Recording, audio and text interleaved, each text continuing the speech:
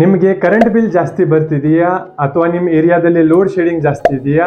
ಹಾಗಿದ್ರೆ ನೀವು ಅಭಿಮಾ ಕೃಷಿದ solar solution ಉಪಯೋಗ ಮಾಡಿ ಪೂರ್ತಿ ನಿಮ್ಮ ಕರೆಂಟ್ ಬಿಲ್ 99% ತನಕ ನೀವು ಕಡಿಮೆ ಮಾಡ್ಬೋದು.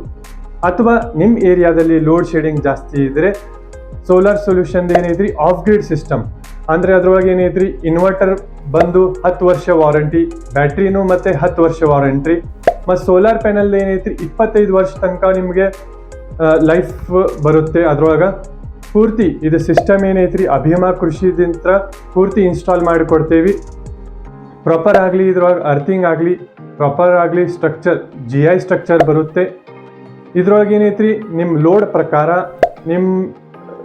ನಿಮ್ಗೆ ಅನಿಸಿಕೆ ಪ್ರಕಾರ ನಿಮ್ಗೇನೈತ್ರಿ ನಾವು ಸೋಲಾರ್ ಪ್ಯಾನಲ್ ನಾವು ಸಜೆಸ್ಟ್ ಮಾಡ್ತೀವಿ, ಮತ್ತು ನಿಮ್ಮ ಬ್ಯಾಟ್ರಿ ನಾವು ಸಜೆಸ್ಟ್ ಮಾಡ್ತೀವಿ. ಈಗೇನೈತ್ರಿ ಆಲ್ ಓವರ್ ಬೆಳಗಾವ್ ನಾವೇನೈತ್ರಿ ಬೆಳಗಾವ್ ಡಿಸ್ಟ್ರಿಕ್ದಾಗ ಪೂರ್ತಿ ಏನೈತ್ರಿ ಆಫ್ ಗ್ರಿಡ್ ಸಿಸ್ಟಮ್ ಮತ್ತು ಆನ್ ಗ್ರಿಡ್ ಸಿಸ್ಟಮ್ ನಾವು ಪ್ರೊವೈಡ್ ಮಾಡತ್ತೇವ್ರಿ. ಆನ್ ಗ್ರಿಡ್ ಸಿಸ್ಟಮ್ ಏನೈತ್ರಿ ನಾವು 5 ಕಿಲೋವ್ಯಾಟ್ಗಿಂತ ಹೆಚ್ಚಿಗೆ, ಅಂದರೆ 5 ಕಿಲೋವ್ಯಾಟ್ ಆಗಲಿ 6 ಕಿಲೋವ್ಯಾಟ್ ಆಗಲಿ 8 ಕಿಲೋವ್ಯಾಟ್ ಆಗಲಿ 10 ಕಿಲೋವ್ಯಾಟ್ ನಾವು ಪ್ರೊವೈಡ್ ಮಾಡ್ತೀವಿ. ಅದರಲ್ಲಿ ಏನೈತ್ರಿ ಪೂರ್ತಿ 10 ವರ್ಷ ವಾರಂಟಿ ಇನ್ವರ್ಟರ್ ಬರುತ್ತೆ, ಮತ್ತು ಬಾಕಿ ಎಲ್ಲ ಸಿಸ್ಟಮ್ ಫುಲ್ಲಿ ಪ್ರಾಪರ್ ಆಗಲಿ ನಿಮ್ಗೆ ಏನೈತ್ರಿ ಪಾಲಿಕ್ಯಾಬ್ ಕೇಬಲ್ಸ್ ಆಗಲಿ ಎಲ್ಲ ಪ್ರಾಪರ್ ಆಗಲಿ ನಿಮಗೆ ಇನ್ಸ್ಟಾಲ್ ಮಾಡಿಕೊಡ್ತೀವಿ. ಆಫ್ ಗ್ರಿಡ್ ಸಿಸ್ಟಮ್ದಲ್ಲಿ ಏನೈತ್ರಿ 10 ವರ್ಷ ವಾರಂಟಿ ಇನ್ವರ್ಟರ್, 10 ವರ್ಷ ವಾರಂಟಿ ಬ್ಯಾಟ್ರಿ.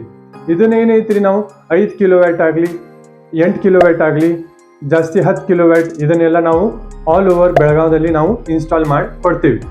ಇದರ ಬಗ್ಗೆ ನಿಮಗೆ ಜಾಸ್ತಿ ಮಾಹಿತಿ ಬೇಕಾದರೆ ಕೆಳಗಡೆ ನಂಬರ್ ಡಿಸ್ಪ್ಲೇ ಆಗ್ತಿರ್ತೈತ್ರಿ, ಆ ನಂಬರ್ಗೆ ನೀವು ಕಾಂಟ್ಯಾಕ್ಟ್ ಮಾಡ್ಬೋದು.